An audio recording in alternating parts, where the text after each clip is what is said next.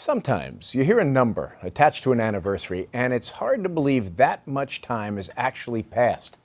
Like today, 25 years since Pan Am Flight 103 blew up over Lockerbie, Scotland. Today at Syracuse University, where 35 of the victims of this terror attack were students, they held a service, 2:03 this afternoon, the exact time of the bombing.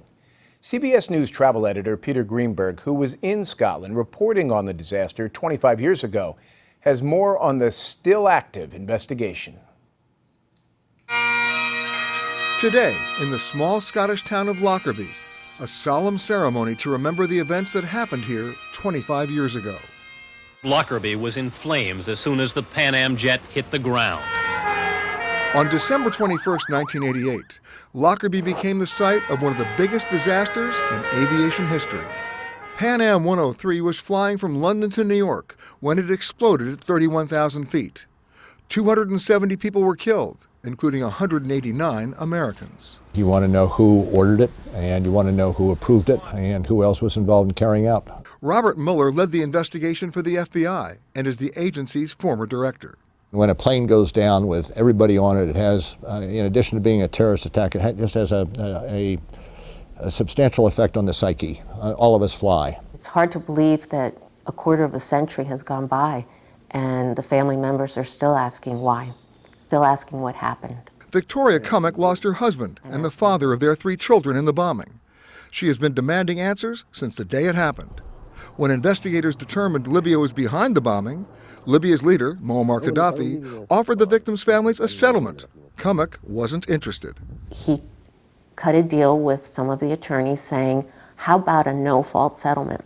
Let's offer $10 million per decedent with a no-fault settlement so we can get the sanctions lifted. My understanding is most of those families took that deal.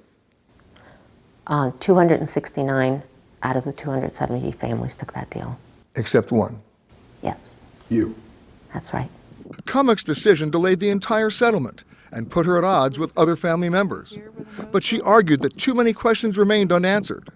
Just 2 Libyan intelligence officers were tried for the bombing of Pan Am 103, and only one, Abdel Basit Ali al-Megrahi, was convicted.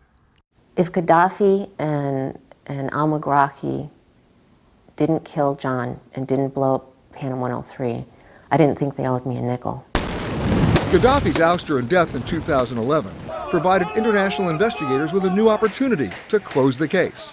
And this week, Libya's new government assigned 2 prosecutors to assist with more arrests. The investigation is ongoing, and we will do what we can to assure that others involved in some way, shape, or form are prosecuted and successfully tried. Cummock did eventually settle with Gaddafi in 2006, after winning the right to sue him in federal court. The agreement, which remains sealed, has not diminished her quest for justice.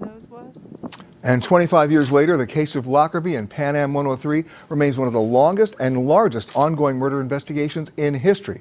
And the hope is that new Libyan cooperation will finally help authorities to apprehend some additional suspects, Jim. Peter Greenberg on the story from the beginning. Thank you. Yeah.